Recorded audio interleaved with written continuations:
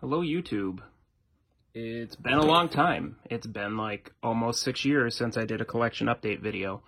I haven't stopped collecting, I just stopped uploading stuff to YouTube. So, I figured I would go over what I own in the PlayStation 4 collection. The PlayStation 5 is just about to come out, or it's out for about a week now.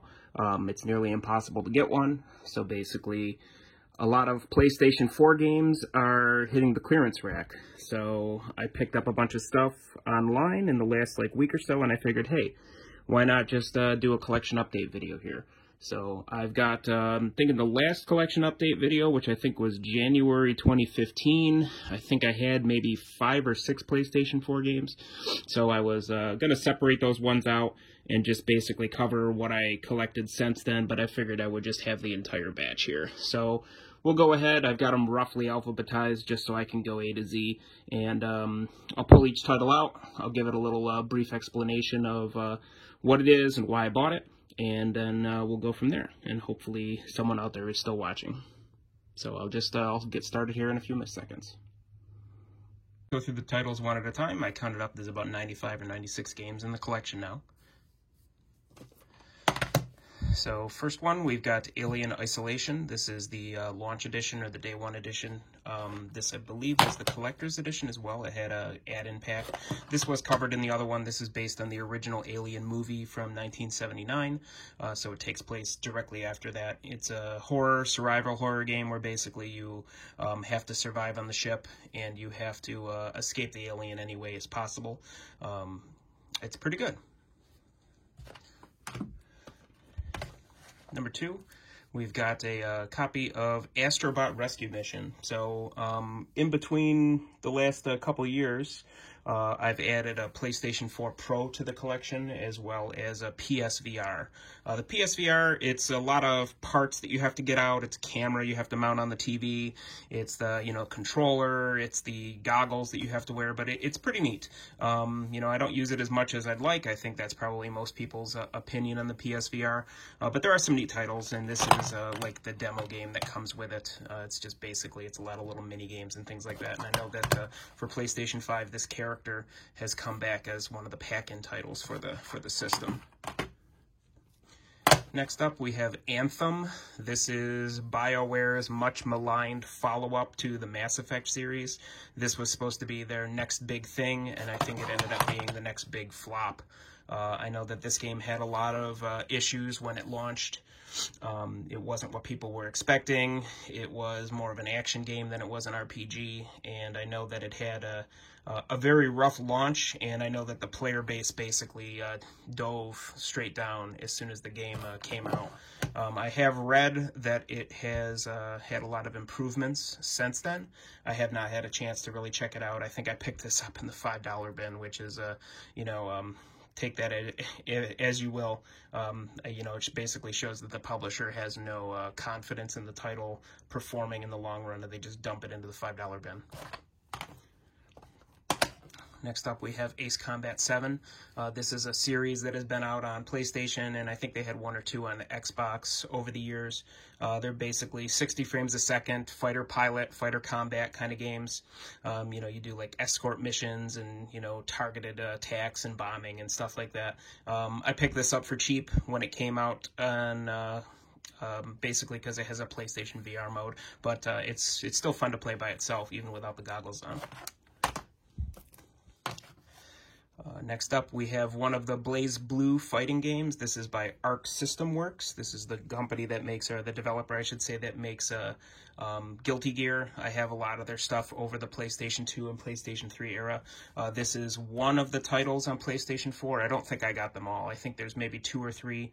This one is BlazBlue Chrono Phantasma Extend. And, you played one of these games, you played them all. They basically add new characters each time and, new mechanics, things like that. But it's nice having a pretty cool, 60 frames a second experience that you can get on a fighting game that's 2D cel-shaded, basically. We have a copy of Battlezone. This is labeled as a PlayStation VR game, but it is also playable without VR. It is a relaunch or I guess you could say a remake of a very old arcade game. This is pretty cool. It's a tactical. You get like a grid map. You select which territory you wish to attack, and then you play out in first-person mode and riding in one of a couple of different models of tank. And it's designed for PlayStation VR, and it's otherworldly. It's definitely really cool. Unfortunately, you can only play it for about 30 to 45 minutes before you get horribly motion sick, but it's still pretty cool in short bursts. We have Batman Arkham Knight. This is the latest game, or last game, in the Arkham series that was done by Rocksteady Games. I know that they have a new title that's coming out in 2021 that's going to be, I think it's Suicide Squad game, where it's going to have the same developer doing it. This was cool. This is the follow-up to Arkham Asylum and Arkham City, which were out on the PlayStation 3 era. You know, it's a 3D, or I should say a third-person punch and beat 'em up kind of game where you're Batman and you get all the different gadgets. This one was, I know that people didn't like it because there was a lot of like vehicle missions where you had to drive the Batmobile, where you're just basically driving around, shooting at things. I didn't find it too distracting because other than a couple of key missions, use of the Batmobile was basically optional. We have a copy of Batman Arkham VR. This is a game that I did pick up for the PlayStation VR. I think I got this dirt cheap when it was on clearance, but then I discovered that you need to have the PlayStation Move controller, which is the little wands, which are impossible to find right now because all of Sony's factories are probably cranking out PlayStation 5 systems at this point. So hopefully I'll be able to pick those up at some point so I can play a handful of games that utilize that controller, but someday I'll get a chance to check this out. This game is something strange. This is something that I picked up. I ordered about 6 or 7 games, or maybe more than that, like maybe 7 or 8 games from Best Buy in the last week or so that were all on clearance because the PlayStation 5 is out. They're clearing out all their old stock. This is a adventure game that I believe is based on a French comic book from the 80s, where you play this character called John Blacksad, who is it's like a talking dog or a cat, and it's like a hard-boiled film noir detective story, and I think this was like $7, and this is like a limited edition. It's got coasters and like a little mini poster and stuff like that inside. I haven't had a chance to check it out yet, but it looks neat. I think it got about like a 60% kind of review score, you know, but doesn't really say a lot. I mean, there's, you know, people are expecting, you know, whatever kind of game, and you throw them something completely different, and maybe they're not gonna review it as highly. Now we have a copy of Bloodborne. This should basically need no introduction at this point. Bloodborne is by From Software. They're the Demon Souls / Dark Souls team. This was a Sony exclusive PlayStation 4 title that they released at basically when the PlayStation 4 came out, I think within the first year or so. A lot of people regard this as their best game. Instead of, you know, the Dark Souls medieval fantasy, this is kind of I don't want to say steampunk kind of world. It's like a Victorian era, Victorian England sort of world that's, you know, monsters and, you know, like werewolves and beasts and things like that. So it has the same gameplay mechanics. There's little tweaks that you have, like you have a gun instead of a shield, and you have vials of blood instead of the Estus flask to heal yourself. But this game is a lot of fun. Unfortunately, it never got a software update when the PlayStation 4 Pro came out, so it still is locked at 30 frames a second, and I think that if this game got released on PC, which is probably extremely unlikely, it would find a new audience, and I think it would basically be also, you know, like a runaway success on any platform they ever release this on. So, you know, holding out hope that someday they'll release an updated version on PlayStation 5, or if it ever gets ported to PC like the rest of their titles, we'll see. But, you know, as of right now, it's a PlayStation 4 exclusive. You can play it on PlayStation 5 if you manage to track one down. I'm recording this video in November 2020. The PlayStation 5 came out about a week ago. It's nearly impossible to find. It's sold out everywhere. So, you know, it is what it is. But, yeah, this game is great.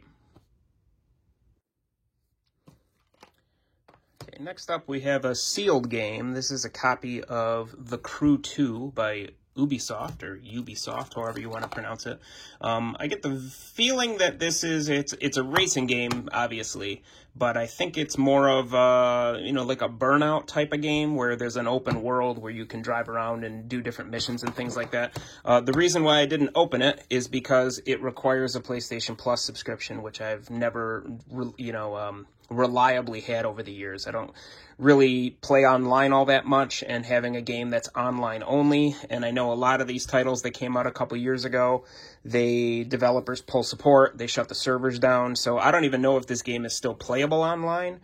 This was a Christmas gift that I got a couple years ago that I just never got around to playing, and then I read up on it that it required a PlayStation Plus subscription, which I think is like $12 or $13 a month, unless you buy it like long term. So, it's just one of those things that's in the collection. I never opened it. Maybe someday I'll just fire it up. If I get a PlayStation 5 and get PlayStation Plus, I'll check it out. Next, we have a copy of this game called Concrete Genie. I believe that this is, I think it's a 3D adventure game that's got some weird kind of drawing mechanics and things like that. This is one of the games that I bought when I got the PlayStation VR because it has a mode for PlayStation VR, but I don't know too much about this. I know it was highly regarded and well-reviewed when it did come out. I don't know what's unique about if it's by a specific developer or anything like that, but, this is just something that I picked up and added to the collection. I just haven't gotten around to playing it. Next up, we have a copy of Dark Souls Remastered. So this is the, I think, second time that they've re-released the original Dark Souls. Dark Souls was originally on PlayStation 3 and I believe Xbox 360. It also came out on PC. The PC version was really rough, so they re-released it on PC as the Prepare to Die edition, which I think patched a lot of features and fixed some bugs here and there. They patched it over the years on PlayStation 3, and then when the new era of games came out, they basically made a remaster of this to release it on modern consoles at the time. I think this probably came out in like 2014 or... What year did this come out? 2018. So yeah, so this is more recent than most games in the series. But it's just something they wanted to, just re-release the original so people could have appreciation for it. The new games graphics are really good. The world that you play in is a lot smaller. So this is the original game with a new graphical engine, but they didn't do anything else past that, I don't believe. I don't think there's any new items or weapons or anything like that. They basically just put a fresh coat of paint on the existing game. They made it run at 60 frames a second. I think you can run it in 4K if you have the ability to do that. But, it's the original remastered. It's basically... what some people consider the best game in the series on, the best platform that was out there. They also, speaking of re-releases, they re-released Dark Souls 2 when the new, at the time, generations of game consoles came out. So Dark Souls 2 was originally also on the PlayStation 3 era. Basically, this was a re-release because I think that Dark Souls 2 originally had some issues. They had some gameplay mechanics that people didn't like. I think it was extremely difficult when it first came out. So they kind of re-patched the game. They redid a bunch of things, and then they released it also with like all the DLC included. So this was, I don't think it was a PlayStation 3 launch title, but this didn't come out too far after the PlayStation 4, I should say, releasing. So this is the Scholar of the First Sin, which is indicating that it's all of the content of the game, and it's the patched, like, version 2.0 version of the game. I should have... Well, the other ones are in the other pile. Well, like I said, these are roughly alphabetized, so I'll just keep going the way that I have it. Next up, we have Dragon's Crown Pro. This is a re-release of a Vanillaware title that came out in the mid-2010s on PlayStation 3. It's a beat-em-up game in the vein of Final Fight or Knights of the Round, things like that. So you can have 1, 2, 3, or 4 players. It's actually a lot like a couple of old Capcom arcade games, which were the D&D games. Shadow over Mystaria, and I can't remember what the second one was called, but this has all these, beautiful hand-drawn graphics. It's online. There's different paths you can take on each mission. There's optional bosses. There's optional weapons. There's all kinds of cool things that you can unlock. And this was a re-release that came out. This was originally on PlayStation 3. They actually made the PlayStation 4 version, and they had a server running in the cloud where you could load your save on either PlayStation 3 or PS Vita, and you could upload it, put this game in your PlayStation 4, and then download your save and continue the game where you left off, which is pretty cool. There's only a couple games in history that I can think of that they did that with, and it's just kind of a neat way to, reward the fans who put in all that time over the years, and then, they had to build special infrastructure out to do that, so that's kind of cool that they even had the thought to do that. We got a game in the B's that we missed here. This is Bloodstained Ritual of the Night. This is kind of the spiritual successor to Castlevania Symphony of the Night and the 2D Castlevania games that came out on the DS and the 3DS. I don't think they ever made a 3DS one, I should say. The Game Boy Advance and the Nintendo DS. So the director of this, this is the Kickstarter edition. I kickstarted this game when it originally was available to do that. So this basically, Koji Igarashi is the guy's name. He was the one who basically took over the Castlevania franchise after, from the PlayStation era, PlayStation 1 era, and then he did all the 2D games. There was a couple that were in the PlayStation 2, PlayStation 3 that were 3D. I never really got into those, but I always preferred the 2D Castlevania. So what they did is they made a Kickstarter basically saying, without copyright infringement, I'm going to make a new Castlevania game with my own world that I create. So they made this game Bloodstained Ritual of the Night. It's 2D, 3D graphics, lots of weapons and souls and items and, power-ups and things that you can get. But this is pretty cool. I believe I 100%ed this game where I got all the souls, I got basically all the weapons and all the armor. It's fun. It's, like I said, I participated in the Kickstarter for it so that I could support his vision on the kind of game that he wanted to make, and the game came out pretty good. I guess we can do these two together. So this is Destiny, which I covered before in the last video that I did, and Destiny 2. Basically got these both when they were extremely discounted. I also have this on PC, where they released it originally on Battle.net, which is the Blizzard service, and then they moved it to Steam. These are basically loot shooters in the vein of Borderlands, but they don't have the colorful graphics and the fun of the Borderlands games. I know there's people that play these and grind them online and, get as many weapons as they can get and fight all the raid bosses and things like that, but I just never, the game never clicked for me, and I know for some people it does.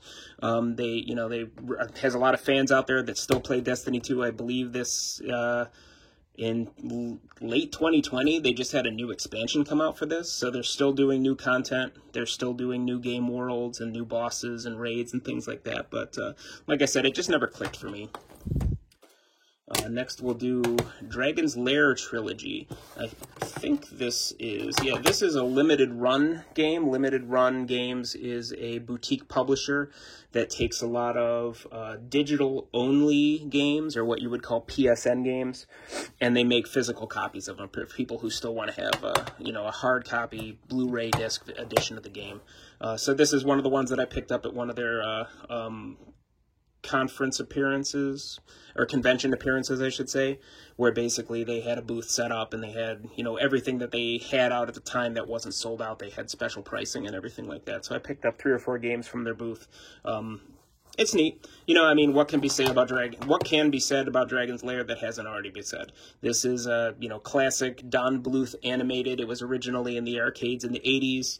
It was originally a Laserdisc game where basically it's a cartoon that plays that you do the controls on top of it. And this type of gameplay is now known as a QuickTime event. This game has basically invented the QuickTime event, where basically you are playing along the cutscene, and then whether you make the right move or not, your character either lives or dies. So Trilogy means it's Dragon's Lair 1 and 2, and then it also has Space Ace, which is another game that the same people did. Last one in this pile, we have a copy of Dynasty Warriors 8 Empires. I have basically all of the Dynasty Warriors games that have come out, or most of them, I should say. This was one of the first ones that released on the PlayStation 4 era. Dynasty Warriors 8 is also one that I have in the collection. It'll probably be the next one that comes up here when I get the next stack out.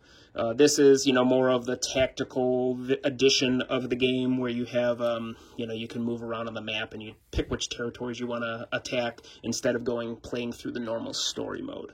So this is good. These games have evolved over the years. In my opinion, they've gotten too complicated.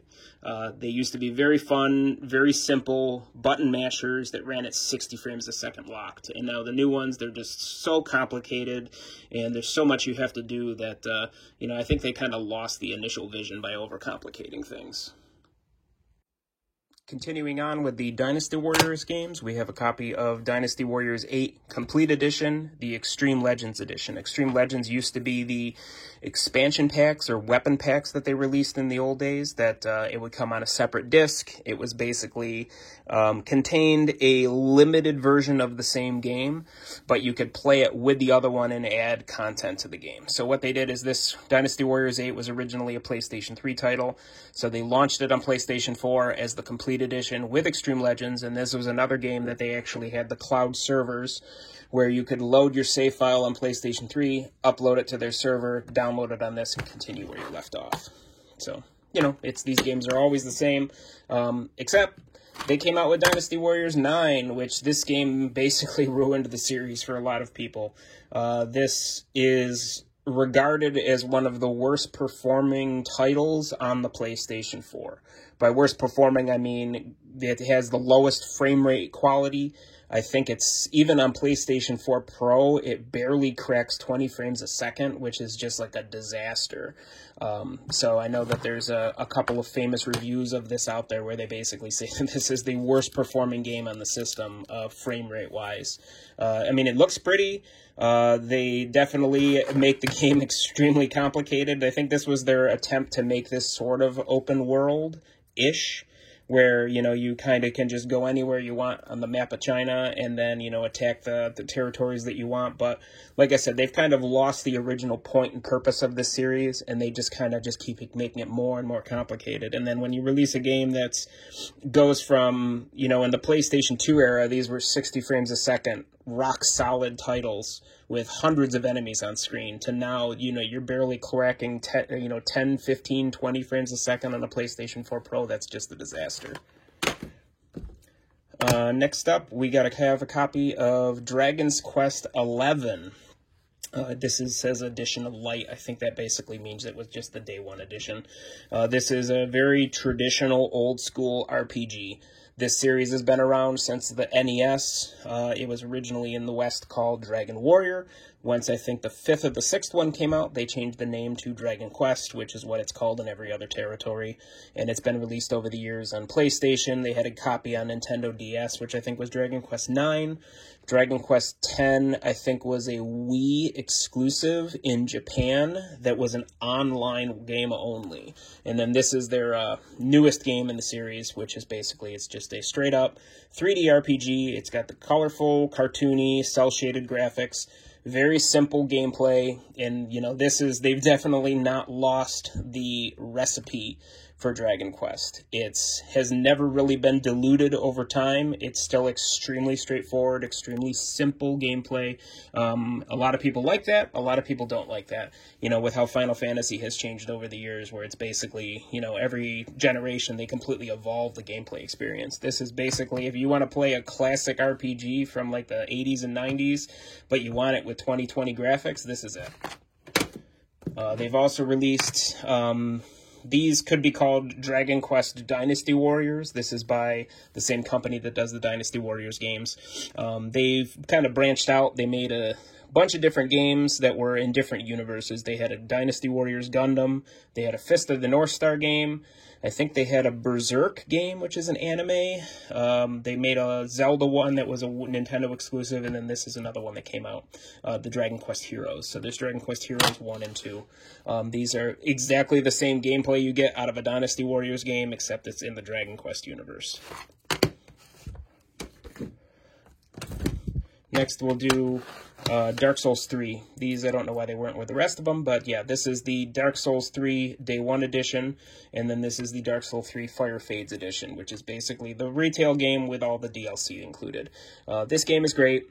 Again, I think people who have been long-time fans of the series think that this one is great to play. The graphics are amazing, but it's definitely simplified. I know that the world is a lot smaller.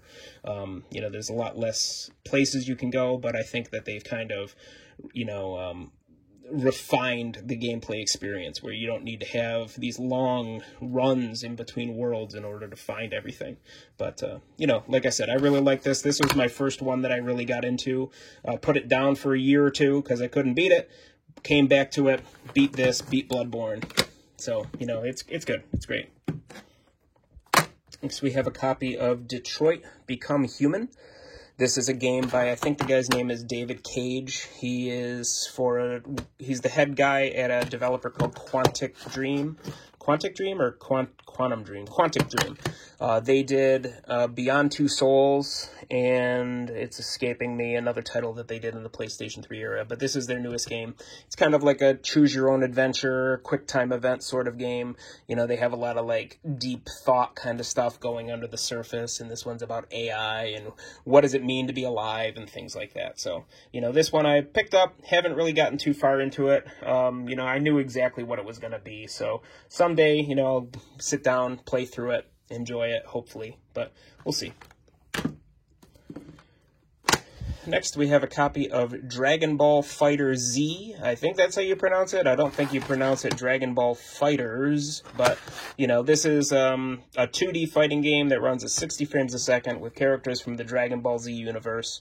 And it's fun. You know, it's a 2D fighting game that's got all, you know, complicated mechanics and very fast-paced gameplay. So, you know, if you're a fan of the anime, if you're a fan of fighting games, you know, you'll probably like this. I got a copy of Dishonored 2. This was a game that I picked up for $5. I think I have Dishonored 1 and 2 on Steam for the PC.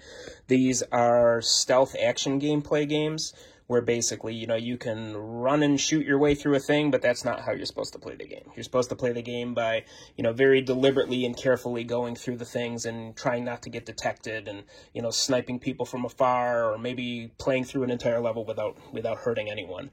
And these takes place in like a steampunky kind of universe, which is kind of neat. Next up, we have a copy of Death Stranding. This is the latest Hideo Kojima game. He was the guy who is the father of Metal Gear.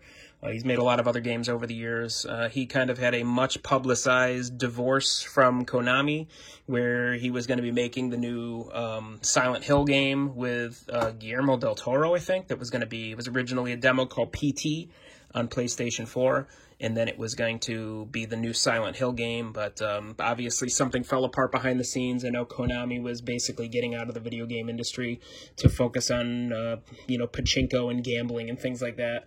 So I know that he kind of completed Metal Gear Solid 5 and then got out of Dodge, so to speak. So this was, Sony picked him up, gave him a bunch of money, let him start his own studio, and then this was his game. Whether it's a success or not, I don't know. It depends who you talk to. So this was very high production value, very high concept, but the gameplay is pretty simple, and I don't think people liked that. So basically you are a futuristic delivery man or delivery person where you have to go from settlement to settlement and, you know, take cargo and avoid this, you know, these monsters that exist in this post-apocalyptic world. So I liked it, but I didn't like it enough to finish it. I played in like maybe the first 2 or 3 hours, and I said, okay, I get a vibe of exactly what this game is going to be for the rest of the game. Someday I'll probably go back and finish it. This is a really weird one. This is another limited run games release. This is a re-release of, I think, a Sega CD game. Starring, you know, child actor Corey Haim, who was in The Lost Boys and a bunch of things in the 80s. That this was a full-motion video game. There's a companion game that goes with this that's in the other stack that's called Night Trap, which was another Sega CD game. These have basically video plays. You would call that today, you'd call it QuickTime events, where basically you're moving your cursor around on screen or you're selecting a direction while things are happening on the screen in front of you. I just picked this up because this is super esoteric. This is something you'd never find a physical edition of unless, you bought something boutique. So I think I picked up this and Night Trap for PlayStation 4 for, I think, like maybe $25 a piece. So that's pretty cool. Next, we have a copy of The Evil Within. I'll be honest, I haven't really played this. I know that this was, I believe, the developer of Resident Evil 4, or the lead director for Capcom. He kind of split out and made his own horror anthology series. I think this plays a lot like Resident Evil 4 and 5, but obviously in its own universe. I know they made a sequel to this I never picked up, but, I can't really say too much else about this game. I mean, in the back, this looks like a screenshot from Resident Evil 4, so, someday, maybe if I have unlimited time, I'll play this, but that's my understanding of what it is. Next, we have a copy of Fallout 4 Game of the Year Edition. I should hope this needs no introduction. This is just the most recent game in the Fallout series that's single player by Bethesda. I picked this up for dirt cheap after it had been out for a while. This is the Game of the Year Edition, which has all the DLC included. I've played through this on PC. I have never played the PlayStation edition of it, but I did pick it up. Same thing with this game, Far Cry 5. This series has been out for a while. It's an old PC title that came out, I think, in like the early 2000s. They have a lot of like flashy graphics and an open world where you can do a lot. This has kind of a controversial storyline about like a religious cult in, Montana or whatever. But I like playing this kind of game on a PC where you can use a keyboard and mouse rather than using a controller. So I played maybe 1 or 2 hours into this and realized it was going to be this long open world journey. So someday I'll probably pick this up on PC and finish it. Next, we have a copy of Flashback, which I was astounded that this even exists on a modern platform. This was a PC game or an Amiga game way, way back. I know it came out on, I think, probably like the Sega Genesis and Super Nintendo era. It's a kind of a 2D platforming game that is got a lot of puzzles and, interesting mechanics and things like that. And, this is one of the ones I picked up in the clearances for maybe like $5 or $6. And I said, is this like a re-release of Flashback? Is this a new game that's a completely different thing? And I looked it up, and it's exactly the same as the one that came out way back in the day. So somehow, some way, this company decided to make a physical edition of this on the PlayStation 4. And so I was like, okay, I'll pick it up. Next, we have a copy of Fist of the North Star, Lost Paradise. This is the optional cover. It's reversible. This is by the developers of the Yakuza series, so it's kind of their gameplay beat 'em up where you can go into the town and you can, gamble, you can trade things with people. This was cool. I played a couple hours into it and got sidetracked, didn't get back to it, but, it's a lot of the same gameplay. If you played the Yakuza games, you've basically played this game. Next, we have a copy of Firewall Zero Hour. This is a PlayStation VR game that comes with this unique controller that's basically like a gun controller. I'll be honest, I haven't played this yet. It's one of the ones it came with the bundle for the PlayStation VR. I think I installed it and loaded up the thing. And the PlayStation VR is cool to me, but I can only play it in short bursts. I get really bad motion sickness and nausea, especially from a thing where you have to like turn your head back and forth and stuff like that. I like the experience. I think it's really cool, but definitely like you can only play this for 20-30 minutes at a time before you have to like take the goggles off and basically walk around and relax a little bit.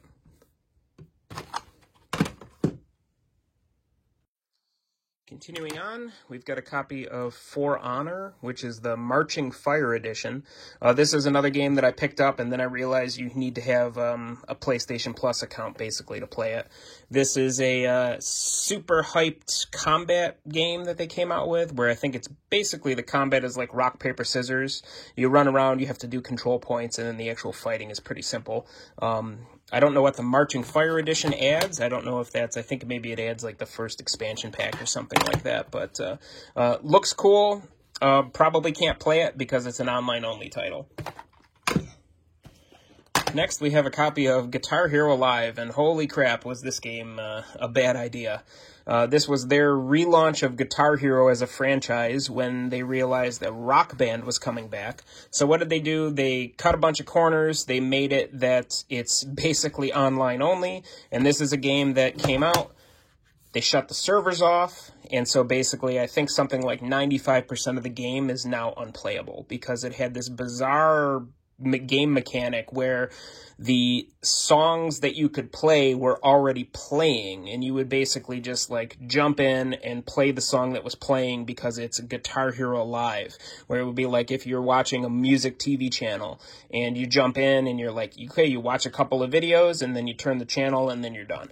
That's kind of like what they did to Guitar Hero. It was very strange. There was obviously ways that you could play the songs you wanted, but the selection was limited, or you had to, guess what, pay real money. So I think it didn't sell very well, and they shut the servers down after maybe 18 months. And I know if you can play this now, there's only a handful of songs that are built into the disc, but the servers are shut down, so there's no other content past that.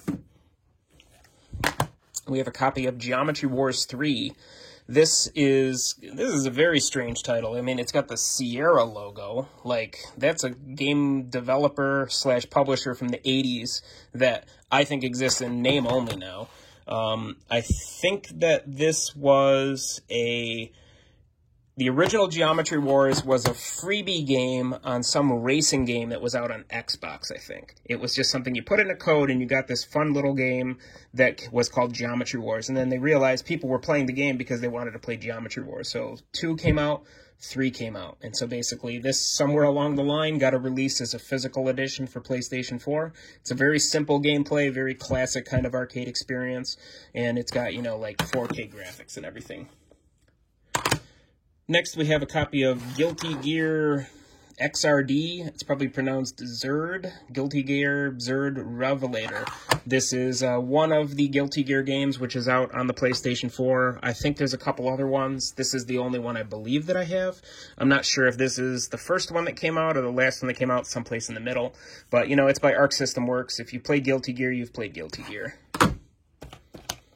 We have a copy of Gran Turismo Sport. This is kind of like Gran Turismo 6.5. This is the only Gran Turismo game that came out on the PlayStation 4 system generation. And it's basically, this was something, it started out, it was originally internet only, and then I think they've, you know, it actually says here, internet required for most functionality. I think they had enough time after the game came out where they started adding a lot of single-player content, basically, because people didn't like it. It got a lot of poor reviews when it first came out. People didn't like that you had to race online against people who, you know, just crashed their car into you, stuff like that. So they kind of made it more of a traditional Gran Turismo experience, but the full Gran Turismo 7 won't be out until it comes out on PlayStation 5. We have the new God of War, or the God of War remake, where basically they've taken the game. This is originally a PlayStation 2 title, PlayStation 2, PlayStation 3 era. This is the relaunch, or it's kind of a sequel, it's kind of a remake, it's kind of both. And they took the thing, they moved it from ancient Rome, and they moved it to a Norse setting. So you've got, you know, like Norse gods and things like that. This is one of those, like, games that is highly regarded that I just have not gotten time to get into yet. We have a copy of GTA 5. This is the edition that came with the system that I picked up in 2014, 2015. GTA 5 is going to be out on the PlayStation 3. It's out on the PlayStation 4. It's out on the PlayStation 5. They keep selling the same game for 12 years because people keep buying it. We have a copy of God of War 3 Remastered. This is basically just to, you know, I mean, they had the other game come out, so what do? They just put a fresh coat of paint on an existing title, re-release it on the current generation as maybe a title that's like 20 or 30 bucks. Next, we have Horizon Zero Dawn and the Horizon Zero Dawn Complete Edition. Same game, just with the expansion pack basically included. This is a new first-party title by Sony. It was originally a PlayStation exclusive. It's by Guerrilla Games. They made, I think, the Killzone series and some other stuff over the years. This recently got a PC release. which is pretty cool. So, you know, more people out there get to experience it. It's a third-person game. You know, it's like a Tomb Raider game. You know, you run around in an open world, you shoot arrows at things, and it's cool. Like, I know that there's a sequel to this coming out on PlayStation 5 that people are hyped about. Last one in this pile is Injustice: Gods Among Us. I covered this in the last video. This is basically, it's by the Mortal Kombat team. It has the DC heroes. This was a launch title, I think, on the PlayStation 4. Alright, well, we're continuing here. Hopefully this video doesn't end up being like an hour long, but... Alright, so next up we've got King of Fighters 14. This is the most recent game in the series, and I think the only one that's on the PlayStation 4 era. You know, it's King of Fighters, it's 3D. I don't know who still makes these games, like which developer is doing it. It used to be SNK, then it was SNK Playmore. I don't know who has the rights to it anymore. It's being published by Atlas, but... you know, it's cool that they still put these out. I know King of Fighters 15 is confirmed to come out at some point. We've got a demo disc. We have The Last Guardian. This was a game by the Ico and Shadow of the Colossus developers. This was basically in development hell for years, and it was originally supposed to be a PlayStation 2 game, then it was shown as a trailer for PlayStation 3, then it just completely disappeared. There was no news for years. Everyone figured it was canceled. And then Sony surprise showed a trailer for this, I think, at E3 one year, and people, like, lost it. You know, and it's the same kind of gameplay. If you've played the other two games, this is the same vein of thing, that you're escorting this, you know, giant bird creature, and you have to, you know, it helps you out, you help it out, things like that. We have a physical copy of Rocket League. This was a gift. This was a game that was originally, I think, free-to-play, and then if you bought it, you got extra items. Or no, it was I can't remember. I think you originally had to purchase it, but then it went free-to-play, or maybe it's the other way around. I don't know. But, you know, it's basically like RC car soccer. That's what you're getting out of it. Next up, we have Just Cause 4. This is a third-person shoot-'em-up kind of game. It's known for having like a fully destructible environment. There's a lot of like neat things you can do. You can drive a car off of a bridge. You can, you know, do anything you want. And I think this has, I think there's like a wingsuit, so you can kind of glide and fly around, things like that. I picked it up because it was on sale. Next, we have a copy of Metal Gear Solid 5 Ground Zeroes, which is basically the demo, and then Metal Gear Solid 5 The Phantom Pain. This is the last game in the Metal Gear series, officially. It's the last game that has Kojima having anything to do with it. You know, and it's, I know that, I think I played a couple hours into this. I always liked the fact that the theory behind these games, but I'm not just a big fan of the stealth kind of gameplay. It kind of forces you to play the game a certain way rather than you discovering how you want to play the game yourself. Next, we have a copy of the I think it's pronounced the Nonary games. Basically, this is a collection of two games that were on the Nintendo DS, and I think the second one was also on PSP. So basically, these are, it was a game called 9 Hours, 9 Persons, 9 Doors, and then the second game in the series is called No Escape, Virtue's Last Reward. And then the third game in this series, I can't remember what it's called, but I have that on PC. So this was, they re-released the two DS games on PlayStation 4, so I picked it up. Next up, we have a copy of Night Trap. This is still sealed. This was a limited run games production, re-release of a old, you know, full motion video game. This was originally one of the most controversial video games of all time. They had congressional hearings where this was prominently displayed, where basically talking about how video games were ruining the culture. And it's extremely PG rated if you play it today. There's nothing that you could play in this that wouldn't be just on like broadcast TV today. But at the time, this was super controversial. It's basically like a horror movie, but PG rated, where you control some of the action by determining which room you're going to be in. we have a game called New Gundam Breaker. I don't know too much about this. I picked this up at a used game store for, like $10. I don't know who the developer is. I know they're published by Bandai Namco. They're not like the Dynasty Warriors Gundam games, which came out back in the PlayStation 3 era. So I just figured I'd pick it up. If they'll keep making stuff like this if people keep buying it. Next, we have a copy of Okami HD. This originally was a PlayStation 2 title by Capcom that has this. You control this, spectral dog, and there's a lot of, interacting with the environment and kind of like a 3D Legend of Zelda kind of mode.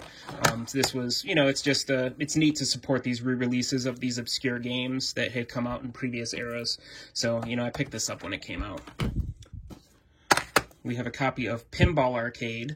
This is by, I can't remember the developer's name, but they were known for doing fairly accurate physics pinball recreations of real tables.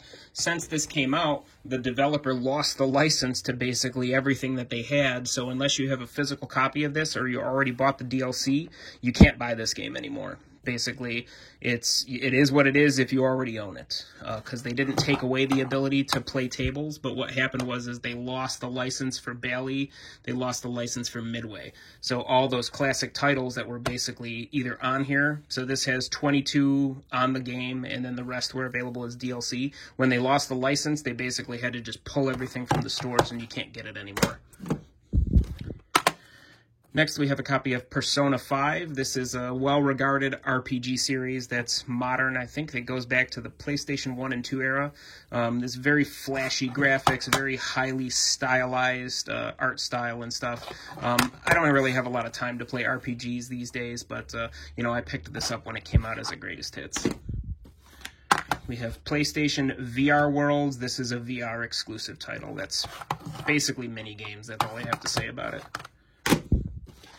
We have Resident Evil 4. This isn't a remake of Resident Evil 4. It's basically, this game's been coming out since the PlayStation 2 era. I think it originally launched on the GameCube, I think it was exclusive, and then they realized that was a stupid idea because there wasn't a lot of GameCubes out there, so they sold it on other platforms. And this always gets re-released every generation. They bring the game back out, they give it a couple of, touch-ups, and they resell it. We have Resident Evil 7. This is, as of this recording, is the most recent game in the series chronologically. They've had some other remakes and re-releases and things like that, but this was a pretty big departure from the standard gameplay style. I haven't had a chance to get into this yet, and I basically picked it up when I was picking up games for PlayStation VR, and I know that's an optional mode for this. It's not required. Next up, we do have a real remake. This is the Resident Evil 2 remake, which not only is a reimagining and reinterpreting of the game. So there's a lot of things that are familiar, and there's a lot of changes that basically breathes new life into it. And so this was really, really cool. I really liked this. Resident Evil 2 is probably my favorite one in the series. So I like that they could have just dumped this to new systems, basically, and just had it out there. But what they did is they actually took time, and it's basically a whole new game under the surface. We have the Insomniac Games Marvel Spider-Man. This is kind of an open-world Spider-Man game where you swing around, you solve crimes. It's very similar to the Batman Arkham series of games, where similar kind of gameplay, similar kind of mission style. And so this is really cool. This also is getting a re-release on PlayStation 5, and there's like a somewhat new version / expansion pack, which is called Miles Morales, which I think it's about 75% of a new game. I have a feeling that it uses a lot of the same maps, and then it just has new missions and things on top of it. We've got Middle-earth Shadow of Mordor. This was covered in the other review. This is a third-person action-adventure game that takes place in the Lord of the Rings universe. Soul Calibur 6, another system, another version of Soul Calibur. It's a fighting game with weapons. It's usually 60 frames a second. It's very flashy. They always have guest characters. This has the guy from The Witcher in it, which is pretty neat. We have Syberia 3. This is a action-adventure game which was originally a series of games that were on PC like 20 years ago, and then they did a Kickstarter, and they made a new version. I think this is kind of maybe gets like a 50, 60, 70% review score. I think it's just that the gameplay style and type of game hasn't aged well over the years where, it's going to have fans and it's going to have detractors. We got Scribblenauts Mega Pack. This is a re-release or redo of some of the Scribblenauts games. These were originally on the Nintendo DS, I think, and maybe 3DS, where, it's kind of like a 2D game where you can interact with the environment by drawing on screen the object that you want the game to create for you. So they're kind of puzzle games. We have the Shadow of the Colossus remake. This is by Blue Point Games, I believe, where it's basically they took the original game, they made it the way that it was, and then they reinterpreted some things. So there's a lot of quality of life improvements. Since this originally was on PlayStation 2, there was a lot of hardware limitations. I think it did get a re-release on PlayStation 3 in the Ico and Shadow of the Colossus collection, but this is basically they took the game and 95% of it is the same, but there's some new things that they did. And I know there's a couple of new modes and weapons and things like that. We'll do this one next. This is the sequel to Middle-earth Shadow of Mordor. This is Shadow of War. This game, I think, had... when it came out, it had a lot of good reviews, but they did a stupid thing where they were trying to tie in this online, I don't know if it was microtransactions, but I think, I know what it was. It was crates, loot crates, where you wanted you to spend real money to get weapons and experience in game. And that's just gonna it's a single player game. There's no online component. So you do something like that and you're just gonna turn off your fan base. So that kind of crushed the review scores when this came out. We've got a copy of Street Fighter V Arcade Edition. What they do with these is they re-release them every now and then with all the DLC built in. So that's basically what this is. I think I have another copy of the regular release of Street Fighter V, or that might have come out on PlayStation 3. I can't remember, but I mean, it's got retro modes and things like that. But, they usually release these after the fact for a discount. We have Sekiro, Shadows Die Twice. This is the most recent game from Software. This is the Demon Souls, Dark Souls developer.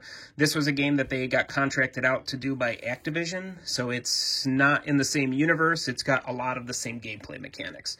So basically, it's a samurai ninja kind of game, where it has a lot of the same mechanics as Dark Souls, but, just enough to be a different game. We've got Shadow Warriors 4 2, which, let's say that 10 times fast. This is another game in the Dynasty Warriors series, basically. They have the Dynasty Warriors games, which take place in China. They have the Samurai Warriors games, which take place in Japan. Every now and then they cross over. We have a copy of Shovel Knight, which is a 2D game that looks like a, Nintendo Entertainment System Mega Man game. This was a very tiny developer with a couple of people that kind of made a runaway success kind of game. So this is, I picked up the physical copy of this at a convention at one point. Next up, we have, this is a game that I recently picked up. This is the Planescape Torment Enhanced Edition and the Icewind Dale Enhanced Edition. These are titles that came out on the PC maybe 20 years ago that are Dungeons & Dragons RPG games. They got a fresh coat of paint in the last couple of years, and apparently they got a console release, because I didn't even know that this existed on PlayStation 4, but I picked it up for, I think, 10 or 15 bucks the other day. Next, we have Transformers Devastation. This is, I believe, by Platinum Games, which is the company that did Bayonetta. This is a cel-shaded Transformers 1980s version of Transformers game. This is unique because this is only available now as a physical title, meaning if you want to buy a used copy of it, that's the only way you can get it, because Activision lost the Transformers license. So this is one of the few titles in recent years that has actually been delisted from sale. So you cannot buy this digitally anymore. There was basically, they made an announcement saying that this is, whatever date in 2018 is the last day that the license is good for. If you want to buy the game, you got to buy it now. So it's delisted. You can't buy it anymore unless you find a used copy. Next, we have Tempest 4000. This is the arcade game from back in the day that, you know, every 10 years or so, they make a new one on a new system. I know Tempest 2000, I think, was on the Atari Jaguar. Tempest 3000 was on the Nuon, which was some DVD-based video game system that nobody bought or even knows about. And then this came out on modern consoles, Tempest 4000. Same classic gameplay, you know, like trippy visuals, stuff like that. I think actually the original creator is still involved at some level. We've got a copy of Super Bomberman R. You know, this is the Hudson game. It's now part of the Konami empire. They make these games every couple years, and it's the same kind of game every night. You know, it's a puzzle game / action game / multiplayer game where you move around on a little grid and you place your bombs and then you get out of the way before they explode. So this is the Street Fighter 30th Anniversary Collection. This includes, I think, all the original 2D Street Fighter games, from Street Fighter 1 through Street Fighter 2, through Street Fighter Alpha 1 through 3, and then all the versions of Street Fighter 3. And I believe this also has an online component, so if you want to go online and get destroyed by someone who's an expert at this game, you have the option of doing that. Star Blood Arena. This I know nothing about. I picked it up because it was $5 and it's a PlayStation VR game. It's probably a game you move around the spaceship and you shoot at stuff in VR. We have Raiden 5 Director's Cut. This is a classic arcade game from back in the day, and it's kind of changed developers over the years, whoever has the license. I think Raiden 3 was on PlayStation 2. And then I think Raiden 4, I believe was on Xbox at some point. And then this one is cross-platform and also on PC. You know, it's a classic arcade shoot-'em-up. We have Tetris Effect. This is pretty cool. This is kind of like the reimagining of Tetris as this like musical involved kind of trippy game. And this also has a PlayStation VR mode. So it's classic Tetris gameplay, really kind of cool graphics. And I think this is by the company that did Rez, which was a funky music game from the PlayStation 2 era. We've got Tomb Raider Definitive Edition. I covered this in the last review. This was the most recent of the relaunch, I should say, reboot of the Tomb Raider franchise, I think in like 2013, 2014. It was on PlayStation 3. They re-released it on PS4. And again, another console generation, another Tekken game. So this is Tekken 7. This is the Day 1 edition. They're still making content for this. I think this came out in like 2017. They're still making new character packs. They're still doing new DLC for it, but I just have basically the original release. Next, we have a rare physical copy of Ultimate Marvel vs. Capcom 3 for PlayStation 4. This was one that they came out with before they lost the license, I think. This was originally on PlayStation 3, and I think when the PS4 came out, they had the license for a little bit more, so they did the kind of this, you know, combined version where they released it all on one disc, and then they made it for PlayStation 4. We have Until Dawn. This is another one of those quick time event sort of games. It's a horror game, and I think it actually is pretty cool because there's all kinds of different endings and things depending on how many of the cast that you can save during the game. So it encourages replayability, and it's got, if I remember correctly, it had really highly accurate like facial animation, so it had kind of like almost spooky visuals the way that it was done. And I know that it had a cast of actual Hollywood actors that were involved in it, where they got like their faces modeled on screen and stuff like that. And then this was a side game that they did for this Until Dawn Rush of Blood. This is a PlayStation VR exclusive. Next, we have some of the Yakuza games that I have. I think that might be almost what's left here in the pile. We've got Yakuza 0. We've got Yakuza Kiwami, which is a remake of Yakuza 1. We've got Yakuza Kiwami 2, which is a remake of Yakuza 2. And then we have Yakuza 6. These games are all basically the same kind of game. It's open world-ish. It's beat 'em up, punching kind of fighting, and extremely complex storyline. So they have some of like the most intense acting that you've ever seen for people who are like just happen to be making a video game. They're really cool. They're definitely something that can be appreciated. If you've never played these, you know, they're worth checking out. The most recent game in the series just came out, which they didn't call Yakuza 7 in the States. It's just called Yakuza Like a Dragon, where they drastically changed the main game, where instead of it being a beat-em-up, it's an RPG, which is interesting. And then we got a couple games left here in the pile. We've got Valkyria Revolution. This is part of the Valkyria Chronicles series. This is just it's a turn-based tactical RPG. This one I'll admit I picked up, never got a chance to play it. And then the last two games, we have Warriors All-Stars. This is by Omega Force, which does the Dynasty Warriors game. So this has characters from Samurai Warriors, Dynasty Warriors, and then a bunch of other properties that they've made over the years that, you know, I can't even remember what they're from. But, you know, it's one of those super flashy, hundreds of characters on screen, and you're like a super overpowered, you know, hero character. And then the last game in here is Wipeout Omega.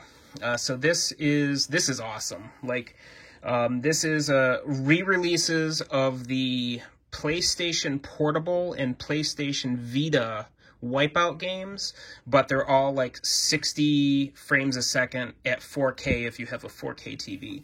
So the Wipeout games back in the PlayStation 1 era were known for having an extremely realistic sense of speed. They're racing games that are kind of like hovercraft racing games, but they're with weapon combat. People can appreciate them because of the incredible sense of speed. Like they're awesome to play. And this was one that I had found out. This was I think it was also released as what was it? They had it out on PlayStation 3 as Wipeout HD. And so basically they took all the content of the most recent series of games and they redid it 4K, 60 FPS, and released it on the PlayStation 4. So this is great. Thanks for watching. That concludes this part of the collection. Probably trying to get a PlayStation 5 one of these days, but you know, right now it's just came out. There's not a lot of games out. There's no stock anywhere. You can't buy one if you tried, unless you get really, really lucky. So thanks for watching. Thanks for sticking around after all these years.